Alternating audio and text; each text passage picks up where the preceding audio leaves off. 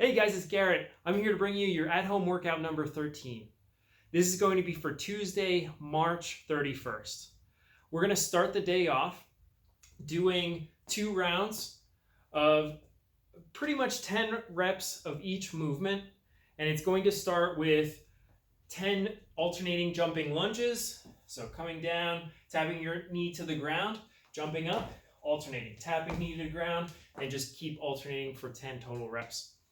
Then we're going to do a plank, hands to elbows, and then back up the hands. So this is going to look like this. Starting out in your hands, coming down to both elbows, and then coming back up. That would equal out to 1 rep doing 10 of those.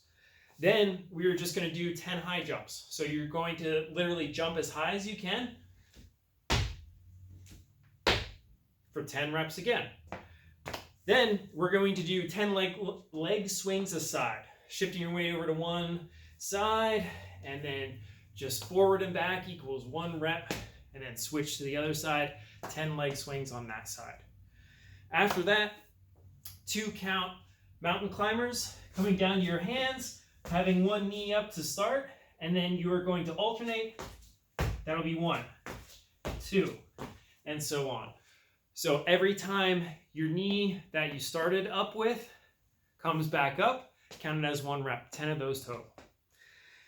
Then you're going to do 10 air squats, and those are your 6 movements. So you're just going to keep rotating through that for just 2 rounds. Then after your warm-up, we have Dirty 30. That is usually what it's referred to. So it's going to be 30 reps of each movement, give or take. There's some adjustments with this.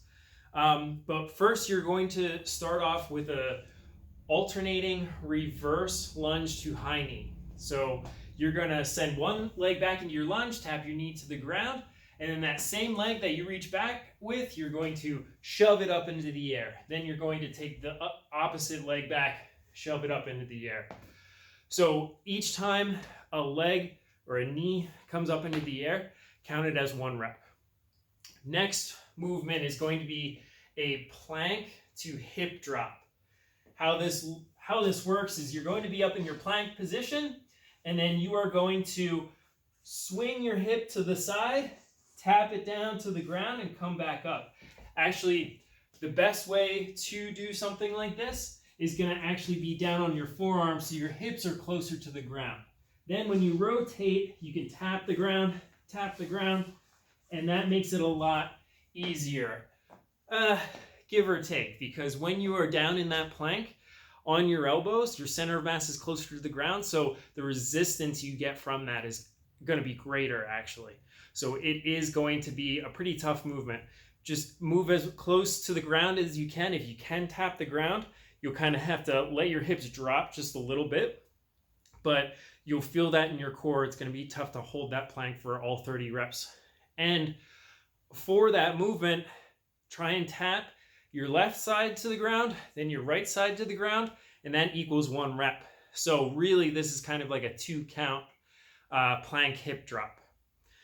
So after we do those, you are going to do double unders, and it's going to be three times the amount of double unders. So really you're doing 90 double unders total. And if you don't have a jump rope or any room to do those double unders with a jump rope, you can just do a jump to double tap on your sides to represent that double under. Then after that, we have it's basically like a single leg reach for the ground and then reach overhead. So if you don't have any weight or any object to work with, you're just going to have your body weight go over that one leg. You're going to reach, tap the ground, and then come back up and reach for the ceiling. All the while, this leg that is up off the ground is constantly going to be up off the ground for 15 reps.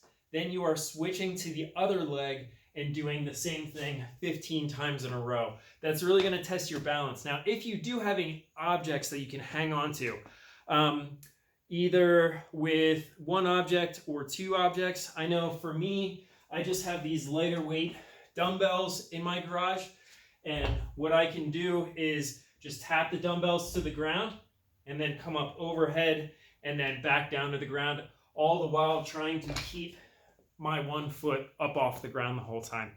That is really difficult. You're gonna find yourself going all over the place with that. So if you have something that you can hold on to, it's gonna make that whole movement a lot more challenging for you. So 15 on one side, 15 on the other side. Then we have our donkey kicks. Donkey kicks. So what those are going to be, if you have an object here, I have just a stack of plates.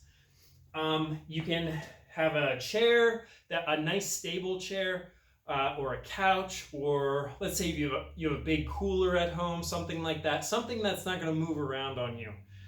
But what you're going to do is you're going to set your feet up on this object and then start in a plank position so that you know you're a good amount away from that object. And then you are just going to jump up to that object, come back down. That's 1, 2, 3, all the way to 30. You're actually really going to feel this in your hip flexors and your abs. When I was doing these, that started to really burn. So keep that in mind. That's actually going to be more difficult, especially the higher the object is. If you can get something that's pretty decently high that you feel comfortable having your feet come up onto, that's going to be tough. If you have a smaller ledge like this, what you can think about every time you jump up is trying to get into that plank position at the top. So squeezing your glutes and your legs every time that you go into that, that donkey kick up at the top of that small stack. That will still make it really tough because you're squeezing to lock out in that, that plank position at the top. After that, we have PVC pipe jump overs. This would be kind of like a normal height for girls and guys when it comes to a box jump. So the girls would be like a 20-inch height, guys would be about a 24-inch height. So what you can do is you can try and roughly measure something out. And then if you have like a broomstick or something like that you can weigh down so that the stick is actually elevated and you can jump over that, that's great. Or if you have an object that you feel comfortable jumping over. I know I just have this small dumbbell rack that for me it's about 24 inches. And then I was just using this to jump up over, jump over. So every time you jump over, count it as 1 rep. You have 30 of those. Then we have the squats, we can call it, or the kneeling to squat. I think that's what it is listed at behind the whiteboard. So what this is going to be, you're going to come down into a squat, and then you're going to drop one knee to the ground, drop the other one to the ground, and then have them both come up. That is 1. And then you can stay in this squat and just keep going through those. So it's going to keep you in that squat position. You're really going to burn throughout these. You may have to take a decent amount of breaks because of that burn. Then we have hollow body rocks. Hollow body rocks, we're going to lay on the ground for this. You're going to get nice and tight through your core.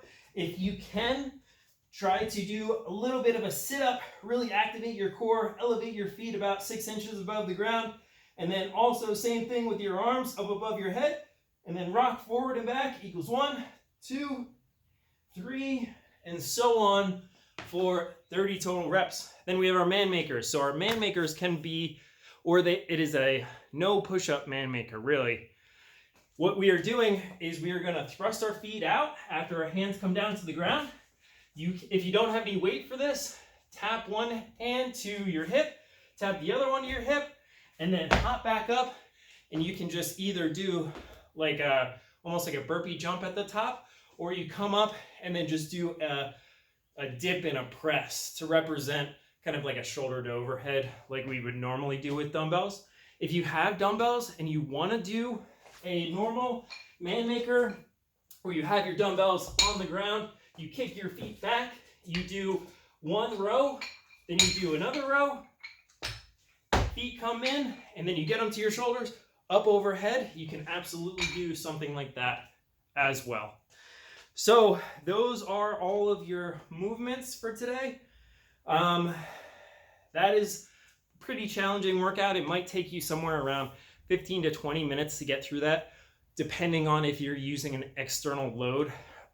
So dumbbells or just an odd object with those man makers, and with those single leg, I'll call them single leg snatches, really. So that's going to take a little bit of time.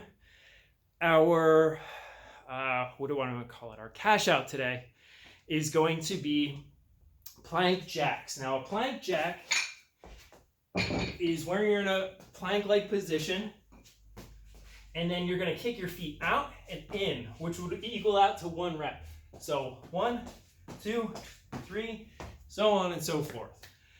Every 30 seconds, we are going to have you guys increase that rep range by 2 reps. So it's going to start off with a lot of rest, obviously, but then as it goes higher and higher and higher, you're going to get less and less rest and be doing more and more reps. So it is going to get very challenging very quickly.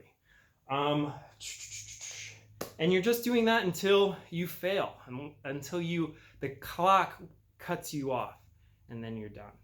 So that is going to be challenging. Your heart rate's going to be through the roof for that. And then if you guys are active members with us and you have Beyond the Whiteboard, we do have a dumbbell workout on there.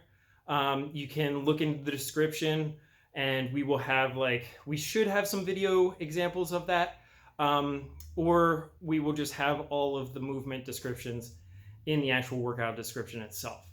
Other than that, if you guys don't have Beyond the Whiteboard, or you're having trouble with Beyond the Whiteboard, please reach out to us, and we will try and get you guys on that program and try and get everything sorted out for you. Other than that, I think I've covered all the bases for today. Again, I hope you guys are doing well. Everybody is safe and healthy. Also, if you guys have any questions about any of the stuff we're doing, please reach out to us and let us know, and we'll be happy to get back to you guys as soon as we possibly can. But all right, guys, have a great Tuesday, and I'll see you later.